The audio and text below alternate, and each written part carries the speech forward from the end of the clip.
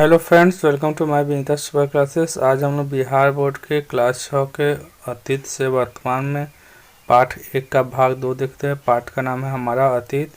इससे पहले कि आप हमारे चैनल पर पहली बार आए हैं तो या नए हो तो कृपया करके हमारे चैनल को सब्सक्राइब कर लें और बेल आइकन को भी दबा दें, जिससे आने वाले सभी वीडियो का नोटिफिकेशन आपको सबसे पहले मिल सके।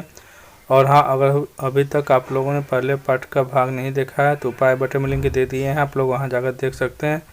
आइए हम दूसरा भाग देखते हैं। चौथे अध्याय में आप संगठित समाज की जीवन शैली को समझेंगे। हम लोग चौथे पाठ में क्या देखेंगे? संगठित समाज की जीवन। संगठित समाज होगा किस तरह से वो जीवन अपना यापन करते हैं, उसके बारे में हम लोग देखेंगे। खेती तो मनुष्य ने सीख ली थी। खेती करना जो है कि मनुष्य ने पहले ही सीख लिया था। अब पशुपालन, व्यापार और यातायात में प्रगति आई। खेती करने के बाद क्या हुआ? पशुपालन करने लगे, व्यापार करने लगे और यातायात एक जगह से दूसरे जगह जाने के लिए साधनों का निर्माण करने लगे। स्थिर और सुखी जीवन ने सोच विचार के लिए अवसर प्रदान कर दिया। जीवन के अर्थ और महत्व को समझने, मृत्युपरांत जीवन की कल्पना करने की क्षमता बढ़ी। जीवन के अर्थ को समझने लगे और मृत्यु तो पर मरने के बाद भी जीवन की कल्पना करने लगे। पुनः जन्म के बारे में सोचने लगे। मृतकों के दाह संस्कार के तरीके सोचे और जो व्यक्ति मर जाता था उनके अंतिम संस्कार के तरीका भी सोचा कि उनका किस तरह से अंतिम संस्कार कराया जाए। मिट्टी में शव को गाड़ने की प्रथा प्रचलित, जिसके बाद साक्ष्य युग में मिलने लगे थे। 5वें अध्याय में आप हड़प्पा संस्कृति के बारे में पढ़ेंगे और हम लोग 5वां अध्याय में किसके बारे में पढ़ेंगे? हड़प्पा संस्कृति के बारे में पढ़ेंगे।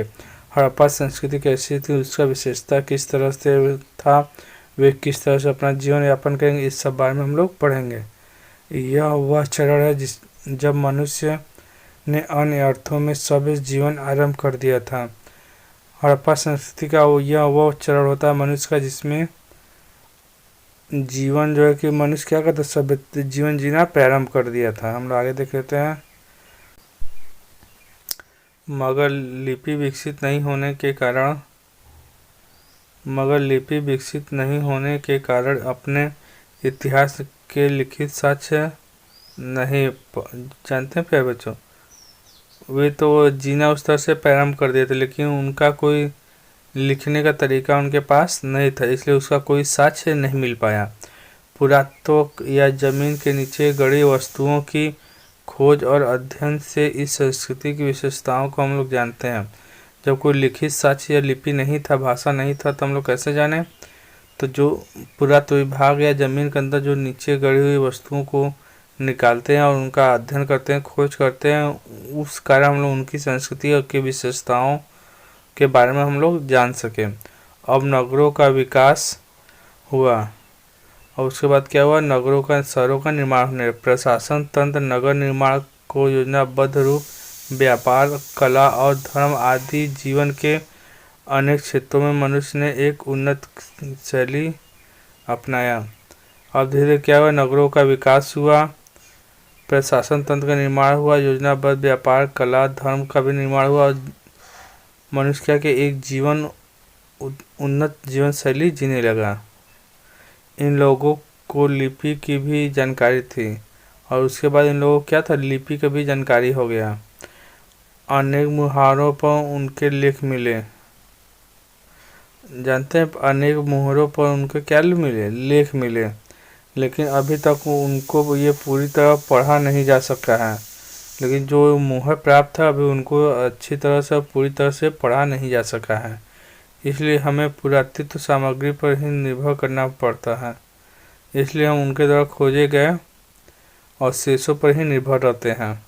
6ठे अध्याय में आप वैदिक काल के संबंध में पढ़ेंगे। हम लोग 6ठा अध्याय में किसमें पढ़ेंगे? क्या पढ़ेंगे? वैदिक काल के बारे में पढ़ेंगे। वैदिक युग बौद्धिक और आध्यात्मिक प्रगति का काल रहा है। हमारा वैदिक युग किसका काल रहा है? बौद्धिक तथा आध्यात्मिक प्रगति का काल। इसमें बौद्धिक तथा आध्यात्मिक धर्म को मानने वाले का प्रगति हुआ। वेदों की रचना हुई जो आरंभ में लिखित रूप में नहीं थे। इसके बाद किसकी रचना हुई? वेदों की रचना प्रारंभ हुई जो शुरू में लिखित रूप में नहीं थे।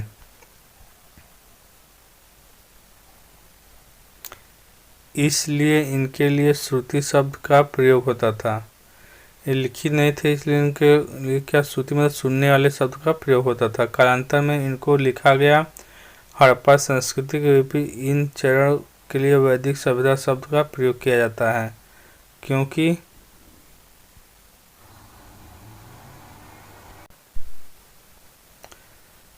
विकास का क्रम चलता रहा। पूर्व वैदिक से उत्तर वैदिक के बीच जीवन का सरल रूप ज़्यादा विकसित और जटिल बनता गया।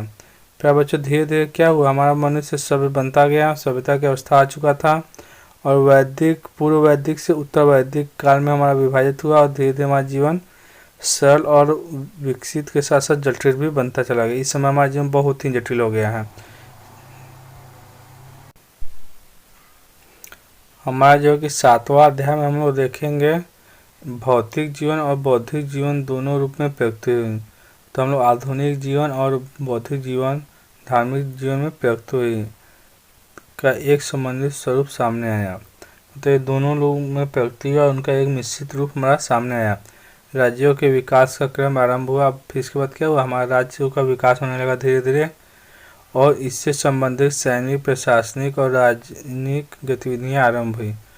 और जब राज्य का विकास हुआ तो उसके संचालन के लिए सैनिक, प्रशासनिक और राजनीतिक गतिविधियां भी आरंभ हो गई। दूसरी ओर धर्म और दर्शन के क्षेत्र में नए विचार उत्पन्न हुए। दूसरी हमारे धर्म और दर्शन के क्षेत्र में भी अनेक विचार आने लगे। वहाँ पे बौद्ध और जैन धर्म के रूप में नई विचारधाराएं उत्पन्न हुई।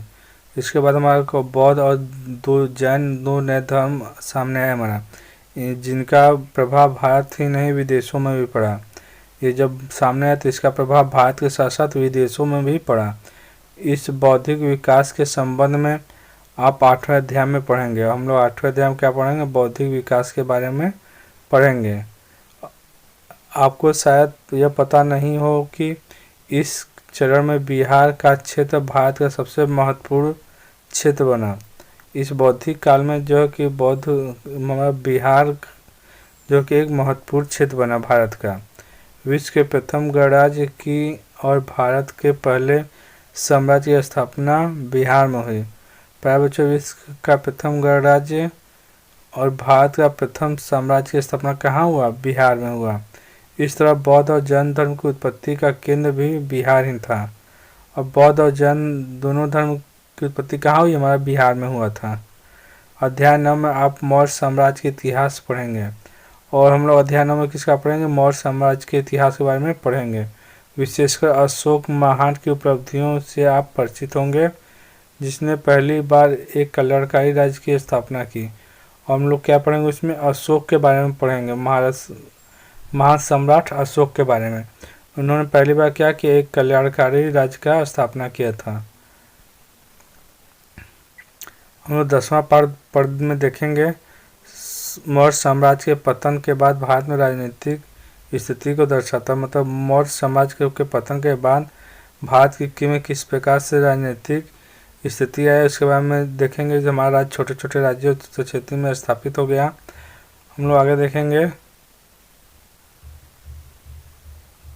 11वां अध्याय सुदूर क्षेत्र में भारत के प्रभाव का विस्तार के संबंध में विस्तृत जानकारी के लिए सहायक। आप यह जान सकेंगे किस प्रकार बौद्ध धर्म और उसके प्रभावाधीन कला और शिल्प के क्षेत्र में नई नई परंपराओं का विकास हुआ। आगे देखेंगे 12वें और 13वें अध्याय में आप भारत में होने वाली राजनीतिक, प्रशासनिक और आर्थिक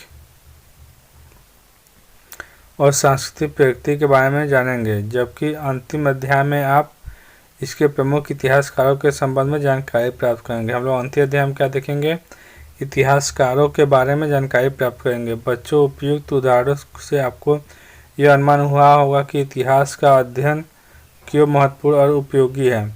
आपने देखा हो कि मानव समाज के विकास का क्रम एक लंबे समय तक फैला है।